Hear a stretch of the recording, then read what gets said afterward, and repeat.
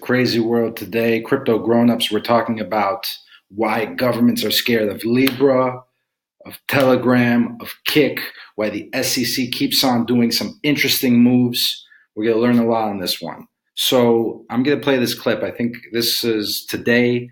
Anthony Popliano was on Squawk Box, and there's a lot of great information for us to break down in this video before we go to some of the other stuff. This is about Libra. Facebook's digital currency project called Libra, because here's what happened. Stripe, MasterCard, Visa, and eBay have now joined PayPal in withdrawing from the coalitions that's backing that effort. And joining us right now is Anthony Popliano. He is the co-founder and partner at Morgan Creek Digital Assets. Good morning. Morning. So the reason, there's a lot going on to unpack here, but why is everybody dropping out, and what does this really say both about the future of Libra and the larger issue of crypto? Because I remember when Libra was first announced, price of Bitcoin went up, price of everything went up, because there was this view that billions of people would have digital wallets. So first thing, very key, the price did go up.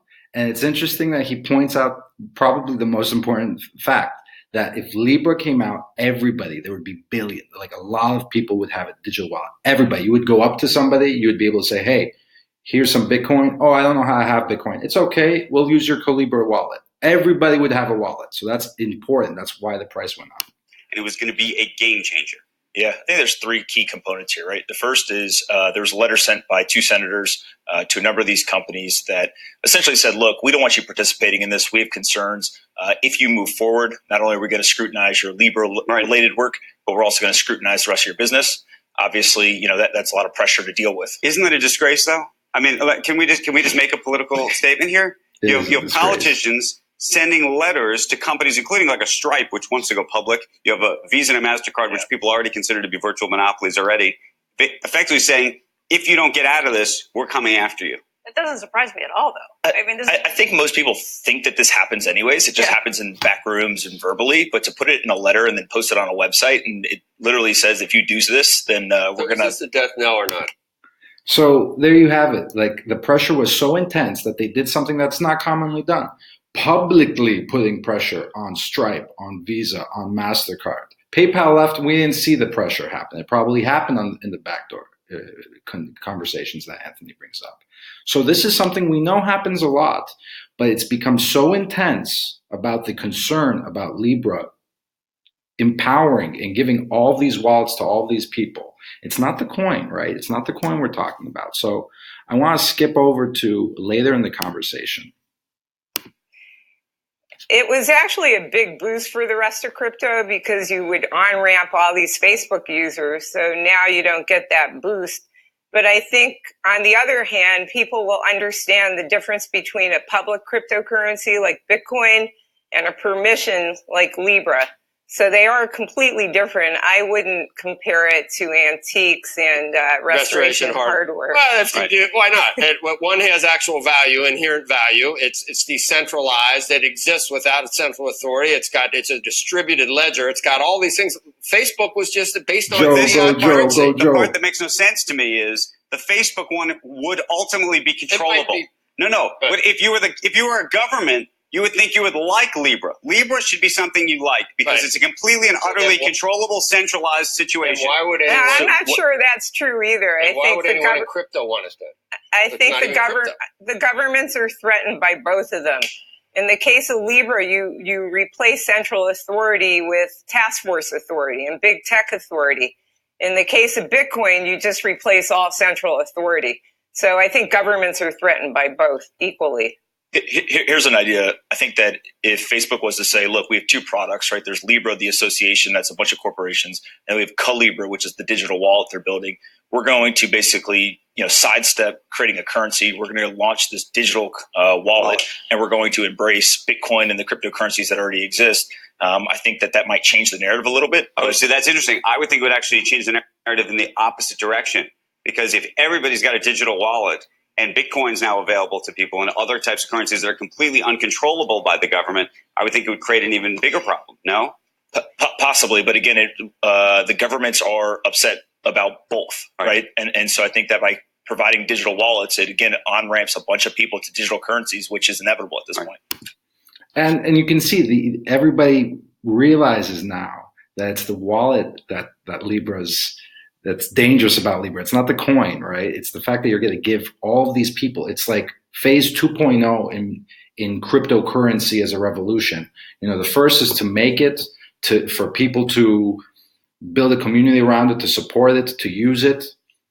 But for that second layer, that second phase, everybody has to have a wallet. It has to start being usable, right? And if something like Facebook, if everybody had a wallet through Facebook, it'd just be so simple. You just go up to anybody and that they can accept it.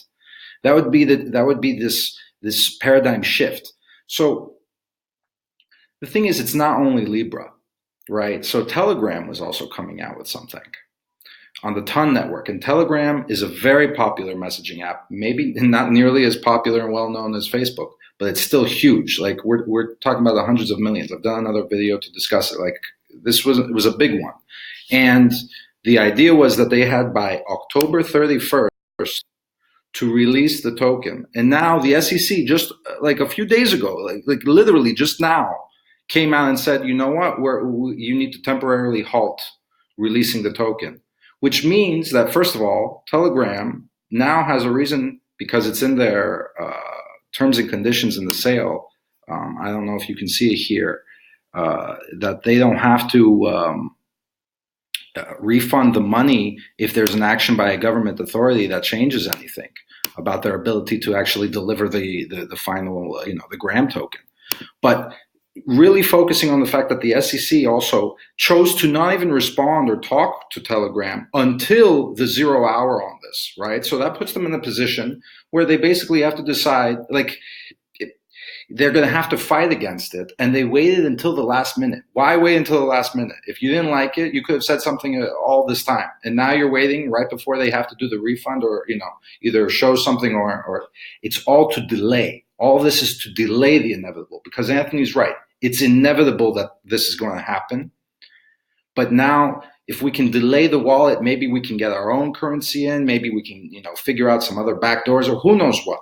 But everybody's scared of a social media platform having a mass usable wallet. Kik is another example. Now you're going one level below the size that Facebook and Telegram is, and now they're dropping their entire Kik platform just so they can fight the SEC on the Kin token. So it's all on this control of trying to, because look, there are hundreds of tokens. It's not like the SEC is going after every single one, right? It's going after the ones that are also connected to these huge distribution opportunities where everybody in the world can get a wallet, or a huge amount of people can get a wallet. So it's becoming very apparent that the ability to stop the coin itself is gone. So all we can do is delay until there's another opportunity. Either delay until the governments come out with their own currencies, or delay until they figure out a way to get into the wallets. It's becoming so apparent that these are the reasons why these particular ICOs are being targeted, why these particular platforms are being targeted. Libra, no one was scared about the token, and Pomp's right. They should just drop it. Maybe that'll get them off the hook. Maybe, but at the end of the day, I think that it's very apparent that governments have understood it's the wallet now that they have to stop, the mass distribution of a wallet. Now, for a follow-up episode, I was looking into Line. Line has already deployed their own token, and Line, the messaging app in Japan, has 82 million users, 81 million users in Japan. I'm going to learn more about this. If anybody out there already has some thoughts and understanding, because it's a mystery to me why we're not talking about it and why it's not like more widespread. Even the token is weird. It's called Link, but it has an LN as a ticker. Then there's Chainlink that has Link as a ticker. And then LN, we commonly use it as a way to talk about Lightning Network. It's like there were so many mistakes and who knows what, but I'm going to learn more about that mystery. Long story short, you can tell that the wallet is the next battleground. And until next time, help me solve this mystery. Take care, guys. Peace.